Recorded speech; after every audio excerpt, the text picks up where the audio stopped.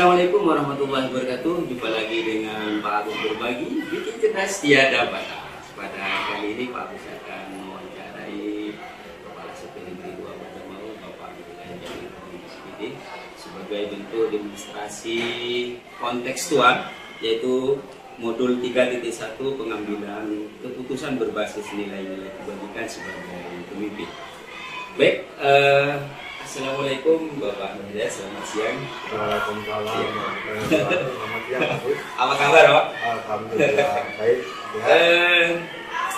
Begini, Pak, jadi kami sebagai bentuk dari tugas ini perlu mewawancarai Bapak terkait bagaimana dalam pengambilan keputusan yang sifatnya dilema etika, artinya ketika ada sebuah kasus yang sama-sama benar, cuman bingung dalam memutuskan. Nah, selama ini bagaimana Bapak itu mengidentifikasi kasus-kasus tersebut masuk dalam sebuah dilema atau tidak, itu gimana Pak?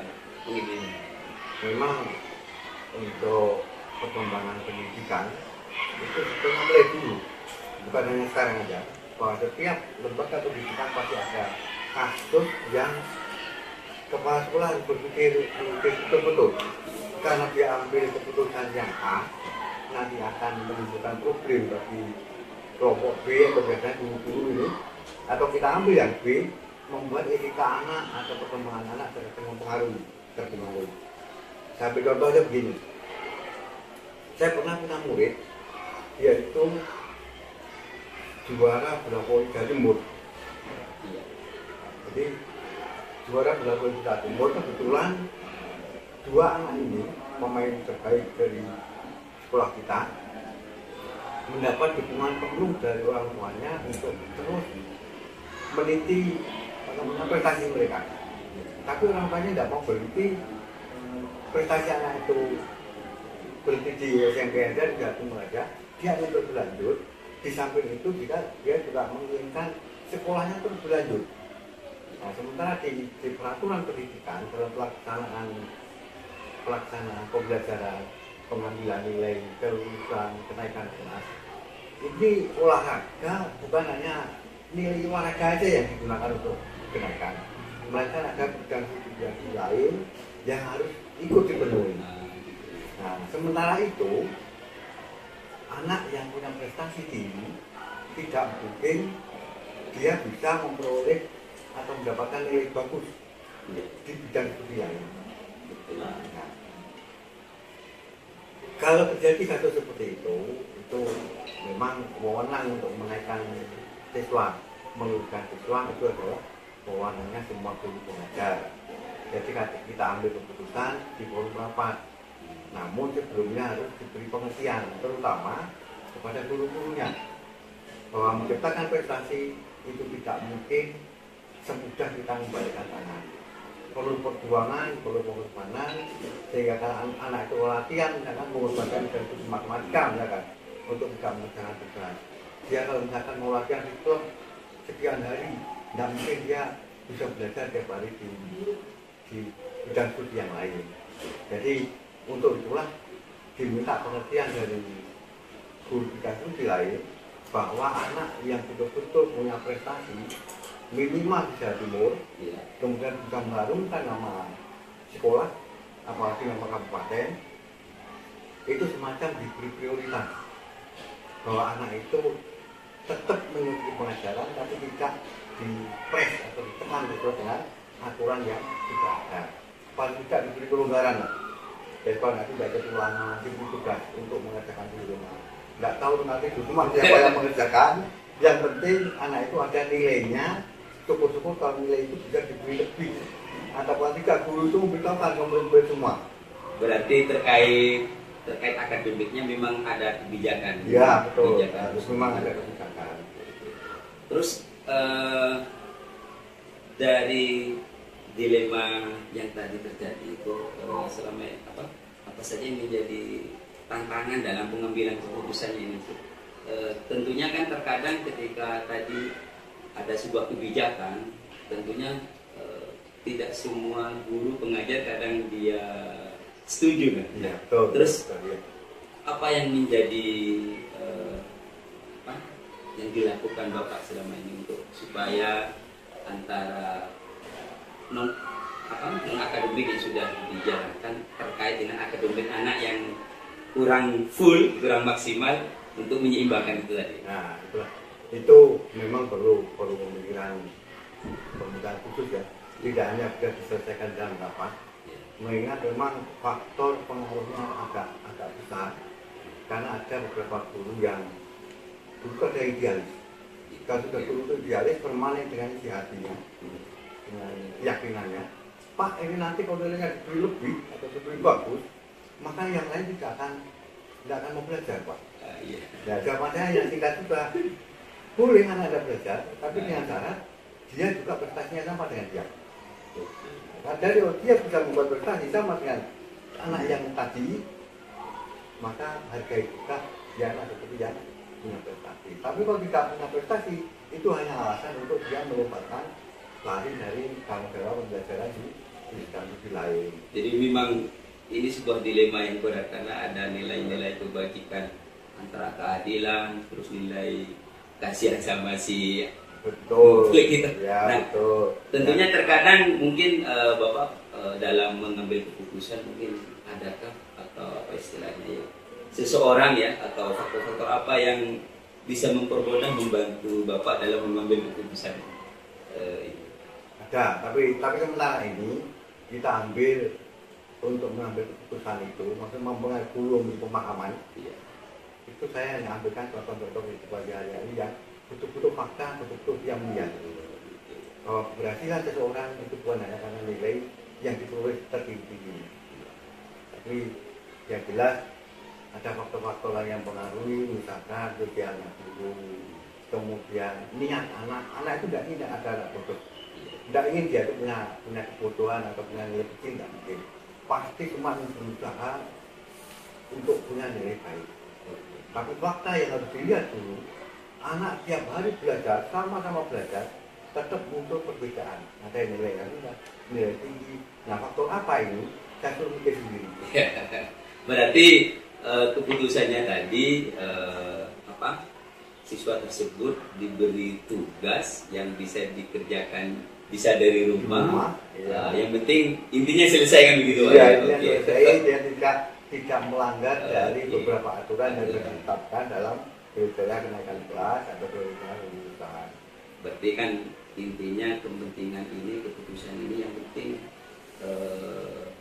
sama-sama menguntungkan antara, bukan menguntungkan, sama-sama menerima pihak guru dan pihak siswa. Iya, betul. Terutama orang tua. Betul. Orang tua merasa betul-betul diperhatikan putranya, bukan hanya prestasinya, tapi juga pendidikannya. Karena kalau dia nilainya kurang, pendidikan akademiknya, karena dianggap tidak pernah ikut pelajaran, meninggalkan tugas, gimana, terus nilainya jelek, masuk ke jenjang SMA, ruwet. Jadi itu nanti yang menimbulkan kepercayaan orang tua pada sekolah juga menurun. Betul. Nah, tapi kalau dengan sistem seperti ini, orang tua merasa putranya diperhatikan, prestasi di sekolah tetap diperhatikan juga. Nah, itu yang membuat warga masyarakat banyak senang. Dan alhamdulillah ini kan sudah terlaksana. Iya, alhamdulillah terlaksana. Dari dilema-dilema ini sebuah pembelajaran apa yang Bapak Kepala Sekolah petik ya sebagai pengalaman dalam mengambil keputusan yang bersifat dilema etika istilahnya. Ya. Jadi pembelajaran apa yang bermakna di situ?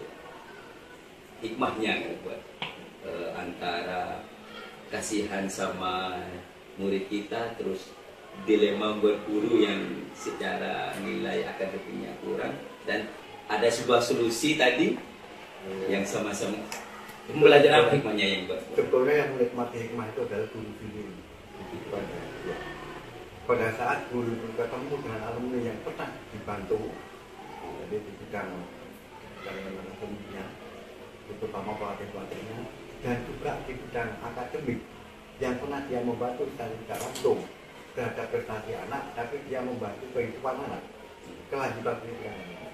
Setelah dia ketemu, seperti macam punya hati yang tinggi, karena saya ketemu salaman, sebentar, menunjukkan rasa hormat yang luar biasa.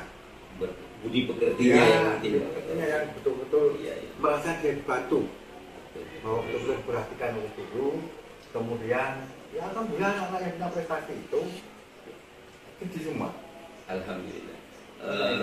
Oke. Berarti Pak, Bapak sebagai kepala sekolah dengan kasus-kasus seperti ini memang ketika sebuah dilema terjadi tak semudah yang kita. Iya, betul memang berat Pak ya. Berat memang untuk dilema seperti ini, terutama yang harus punya pengertian tinggi untuk membantu guru, membantu wali murid. Karena zaman sekarang Pak ya, ini kadang wali murid kalau salah dalam mendidik putranya, terutama membela isi hati sebagai orang tua, anak saya kena siksa, kena pukul atau diperlakukan kurang baik dan di sekolah, tahu-tahu berbondong-bondong ke sekolah, dia hanya mengejar nafsu, tapi dia tidak memperhatikan efek dari itu semua nanti pendidikan putra-putranya yang lain bagaimana. Nah itu yang ambil saja agak sulit, karena hubungannya dengan wali murid, bukan hanya ke guru, dengan masyarakat. Itu yang agak sulit memang. Baik, alhamdulillah sudah banyak wawancara yang sudah ada dan saya sampaikan terima kasih Pak telah berbagi pengetahuan. Baik, Bapak sekalian, itu tadi wawancara kami dengan Bapak Nur Hidayat Jati Purnomo. Tak mudah jadi kepala sekolah dalam menentukan sebuah dilema ketika dilema itu sama-sama benar. Tetapi ketika saling menguntungkan, saling pengertian, semuanya bisa terselesaikan dengan baik. Terima kasih Pak Nur. Terima kasih Pak Gus. Mudah-mudahan. Baik, assalamualaikum warahmatullahi wabarakatuh. Kali ini Pak Berbagi akan mewawancarai kepala sekolah SDN 92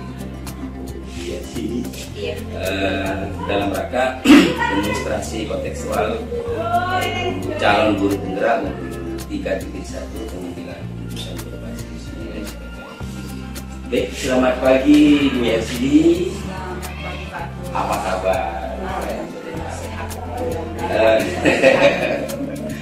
Begini Bu Yasini, kebetulan sebagai jalur guru penggeraknya lagi ada pintu mewawancarai kepala sekolah. Oke. Terkait kasus-kasus yang ada di yang pasti kan memerlukan sebuah keputusan, baik ketika permasalahannya itu sesuatu yang bersaling bertentangan, kadang-kadang baik dengan yang tidak baik atau benar sama benar, terutama yang sama-sama benar yang saling bertentangan ini. Nah, bagaimana Ibu mengidentifikasi kasus-kasus yang bersifat dilema ini? Informasinya itu rata-rata dapat dari siapa saja, tidak menunjukkan seperti itu. Memang bagus di sekolah itu pasti ya, setiap sekolah itu punya kasus ya. Itu kasus yang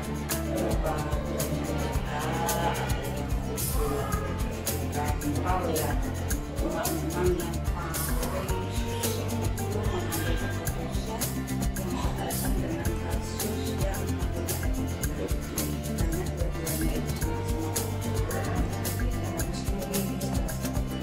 contoh yang dilema kita mungkin yang pernah yang dilema etika begini, misalnya kalau di kasus saya anak itu sering tidak masuk ya, kemudian anak itu sering tidak masuk, alasannya itu karena memang disuruh orang tuanya untuk menjaga anak, sehingga di situ saya mikir ya kalau untuk memang menjaga adiknya, orang tuanya memasukkan anaknya, saya kan tidak salah juga. Iya, Nah, kemudian dengan alasan itu anak juga mikir kan, aku nggak masuk itu salah, kalau aku masuk benar, tapi kalau aku menjaga adik juga sama-sama membantu orang tua, membantu orang tua kan begitu.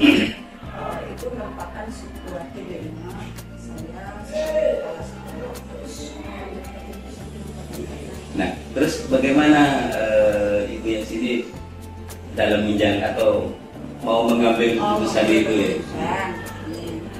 Setelah mengidentifikasi persoalan itu ya, kami gimana sih ini cara merupakan benar sama benar. Kemudian saya menimbulkan situasi yang berkaitan dengan persoalan tadi, otomatis ya guru kelasnya, orang tuanya, kan begitu saling berkaitan, anaknya. Jadi ini saya ingin mendapatkan informasi dari orang-orang lain. Dan nanti diambil itu langkah-langkah yang sudah Ibu lakukan. Terus ada enggak apa ya, cara atau yang mungkin dianggap paling efektif dalam pengambilan keputusan dari dilema yang terjadi itu yang setelah mengidentifikasi permasalahan tersebut, maka saya melakukan menentukan orang-orang yang terlibat, kemudian mampu belajar bagaimana cara penyelesaiannya. Terutama yang paling penting di situ adalah dari kasus itu ya, yaitu orang tuanya. Kenapa sih kok anaknya itu harus menjaga ibunya? Ada apa di rumah tangga itu? Kenapa ibunya kayak gitu? Biar itu seperti landasan kita untuk mengambil sebuah keputusan. Terus dalam pengambilan keputusan tadi itu Ibu Yasini sebagai kepala sekolah masih menjadwalkan atau langsung di apa ya? Langsung diselesaikan gitu ya? Diselesaikan itu ya. Kalau penjadwalan itu memang harus Dijadwalkan. karena kalau langsung saat itu kadang itu keputusan yang diambil itu bersifat sesaat dan tidak berpikir panjang. Jadi harus ada penjadwalan. Misalnya tadi ya, mana anaknya dipanggil, kenapa nggak masuk, karena sudah nggak adiknya, kan begitu. Berarti berkaitan dengan orang tua. Maka orang tuanya dipanggil juga, nanti dijadwalkan hari ini orang tuanya datang untuk berkoordinasi dengan ibunya, kan begitu ya.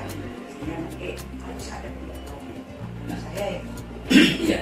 Terus terkait dengan pengambilan keputusan itu ada enggak mungkin seseorang yang membuat apa ya, atau mempermudah Ibu dalam mengambil keputusan, atau mungkin ada faktor-faktor lain yang supaya pengambilan keputusannya nanti mudah buat Ibu, atau menjawab entah konsultasi ke siapa kan?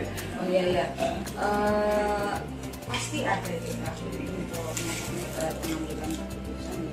Paling enggak saya itu mengambil pengalaman dari teman-teman semua yang sudah lama bekerja di situ, atau bahkan di sekolah saya itu ada mantan kepala sekolah yang menjadi guru di situ.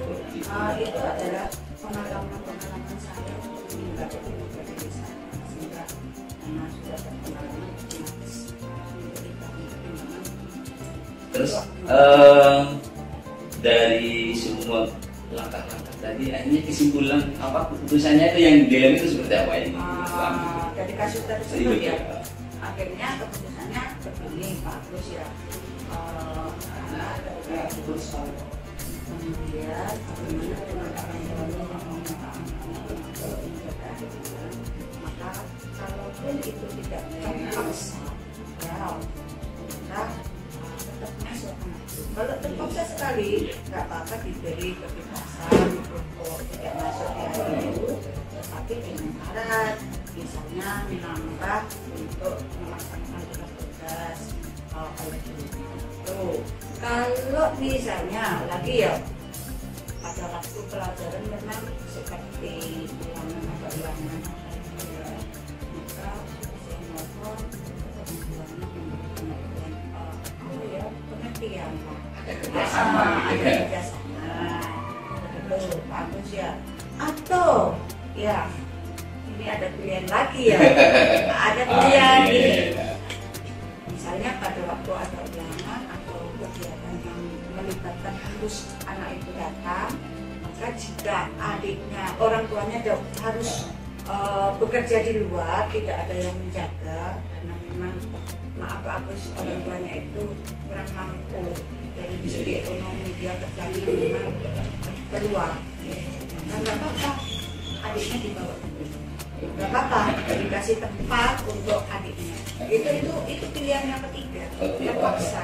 Seperti luar biasanya ada sudah apa opsi-opsi. Iya, gitu. opsi-opsi. Oke. Memang ketika ada sebuah dilema dan dilema tersebut nilai kebajikannya sama-sama bagus. Memang sebuah gampang-gampang susah ya. Tetapi dengan langkah-langkah kerjasama dengan prosedur yang sudah ada, akhirnya muncul sebuah solusi dari. Nah, nilai-nilai istilah sebuah pembelajaran apa yang didapat ketika menyelesaikan sebuah dilema di antara dua kebenaran yang ibu dapat setelah mengambil sebuah keputusan. Ini bagus. Ya apa ya? Nilai tambahnya pada saya pembelajarannya ini bahwa memang untuk mengambil pilihan itu tidak gampang. Apalagi seberat karena pengambilan keputusan itu sebagai dasar untuk pengambilan keputusan bisa dalam kasus seperti itu. Saya mengambil keputusan tadi. Nah, itu sebagai dasar jika ada anak yang seperti itu lagi, maka saya juga harus ini sehingga tidak ini kok mengambil keputusan diambil kebijakannya ini untuk si B kok lain lagi. Sehingga itu ya harus yang penting berpihak kepada murid kan ya, dan risikonya yang ya kecil seperti itu ya. Oke. Baik Ibu yang sini, terima kasih atas informasi bincang-bincang wawancara ini telah terkait bagaimana mengambil sikap. Terima kasih dari sini ya. Ya, Terima kasih. Assalamualaikum warahmatullahi wabarakatuh. Waalaikumsalam.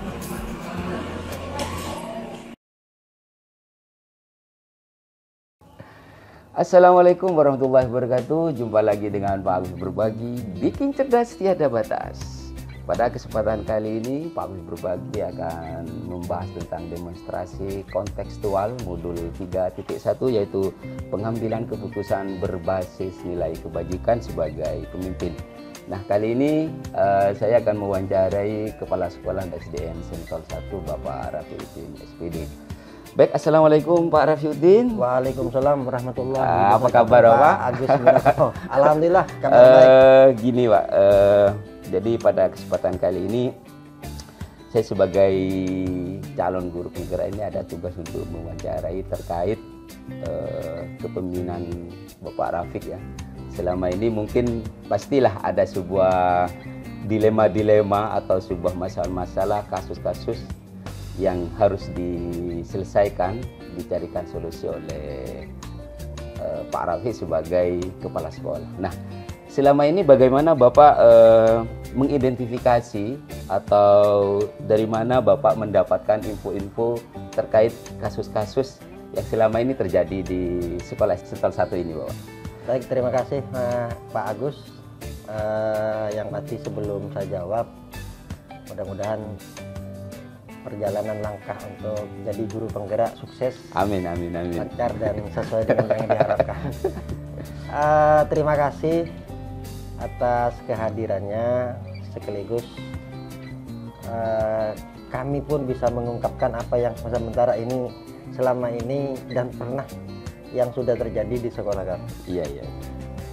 Kalau bertanya bagaimana mengidentifikasi, kami banyak cara. Memang pertama, setiap rapat musyawarah dengan Dewan Guru kami selalu mewanti-wanti terhadap wali murid masing-masing. Apalagi kami saat ini sudah membentuk paguyuban kelas yang interaksinya antara guru kelas 1 dengan wali murid kelas 1, guru kelas 2 sampai kelas 6. Sehingga tidak jarang dan sedikit lebih mudah untuk mengidentifikasi permasalahan-permasalahan yang terjadi dengan siswa dan guru di sekolah Sentol 1. Mungkin ada contoh kasus artinya contoh kasus dilema ya. Jadi kalau dilema artinya ada sebuah permasalahan sebenarnya sama-sama benar ya. Kalau salah dan benar mungkin gampang untuk memutuskan. Siap. Tetapi ketika ada sebuah kasus yang dilema etika istilahnya, ada sebuah kasus, ini kasus A benar, kasus B juga benar, yang saling bertentangan. Nah, bagaimana Pak Rafi dalam mengambil keputusan itu, gimana langkah-langkahnya ketika ada kasus seperti itu? Begini Pak Agus, kebetulan di awal tahun baru, tahun ajaran baru, saya menemukan satu kasus dilema yang sangat dilema sekali untuk mengambil keputusan harus ke barat apa ke timur. Kejadiannya seperti ini. Jadi datanglah seorang wali murid yang dengan bapaknya terutama saya kenal banget. Dalam situasi ekonomi yang sangat kejepit, sang suami ini akhirnya karena ketidakmampuan di rumahnya sendiri, kumpul dengan mbahnya atau dengan orang tuanya, pulanglah ke rumah istrinya. Dilemanya adalah anak ini jauh dari sekolah ke... Dia punya 2 anak yang sudah bersekolah di salah satu SD yang cukup jauh jaraknya dari SD kami, termasuk dari tempat